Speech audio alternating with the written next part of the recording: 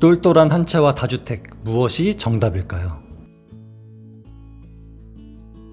질문자께서는 강남구 삼성 힐스테이트 2차 15평, 전용 12평이고요. 그리고 노원구 중계 무지개 21평, 전용 15평 둘 다 임대사업자 등록을 하셨다고 합니다. 보증금과 대출을 뺀 자산은 총 17억이라고 합니다.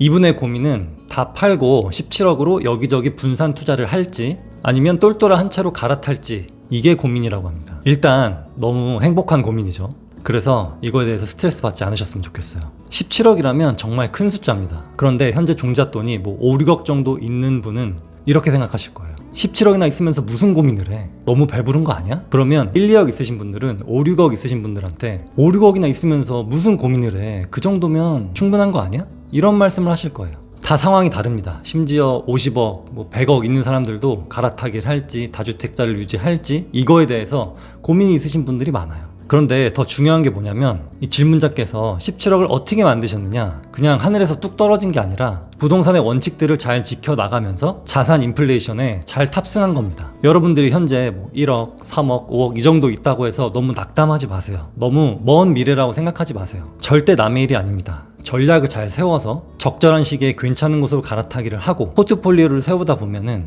17억 정도 자산을 형성하는 데는 생각보다 오래 걸리지는 않습니다. 어떤 것을 선택해야 될지 계속 눈을 키우고 질의응답하는 영상들을 보면서 나라면 어떤 선택을 하겠다, 왜 저 사람은 저런 선택을 했을까, 이런 것들을 계속 비교해가면서 공부해 간다면 잘 될 수밖에 없습니다. 그래서 자신과 자산의 금액 차이가 난다고 해서 그냥 지나쳐버리면 나는 그 시야밖에 안 보이기 때문에 그 물에서 계속 놀게 되는 거예요. 따라서 상급지나 더 많은 자산을 가진 분들의 사연을 듣는 것도 좋은 공부 방법입니다. 다시 사연으로 돌아가서 이분이 가지고 계신 게 하나는 전용 12평, 하나는 15평입니다. 아파트가 12평, 15평이면은 오피스텔보다 왠지 더 좁아 보여요.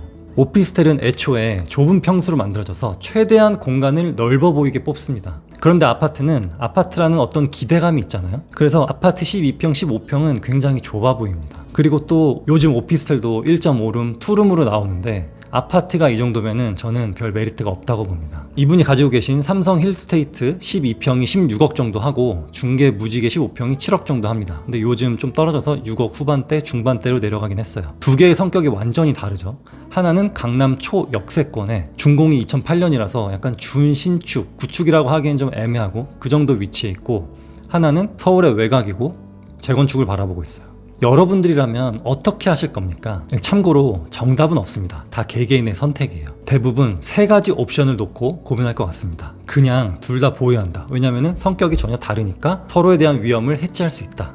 두 번째는 하나를 팔고 하나는 다른 걸 산다. 또 하나는 다 팔고 똑똑한 한 채로 갈아탄다. 이렇게 생각하실 텐데 저라면은 좀 생각해봤는데 둘 다 팔고 괜찮은 거 하나 살 것 같습니다. 왜냐면은 삼성동 12평 그리고 노원구 15평 좀 작다는 느낌이 들어요. 물론 삼성동이나 강남에서 근무하는 싱글이나 신혼부부에 대한 수요가 있을 수도 있어요. 그런데 가격 상승에는 좀 한계가 있습니다. 그래서 저라면은 둘 다 팔고 하나를 살 것 같은데, 일반적인 경우라면 씨앗이 많은 게, 부동산 수가 좀 많은 게 더 좋긴 합니다. 그런데 이런 경우라면은 두 개를 다 팔 것 같고, 이걸 다 팔면 17억이 남는다고 하셨는데 이 정도 돈이면 정말 할 수 있는 게 많죠. 여러분에게 17억이 있다면 무엇을 하시겠습니까? 15억짜리 갭 아파트를 한 채 사고 나머지 2억은 세금으로 충당하고 그럴 수도 있고, 아니면 18억짜리 정도 하는 아파트를 좀 급매로 17억짜리를 사서 실거주에 들어갈 수도 있고, 아니면 17억의 대출을 좀 더 보태서 괜찮은 상가주택을 산 다음에 그것을 리모델링을 하든 아니면 임차 재구성을 해서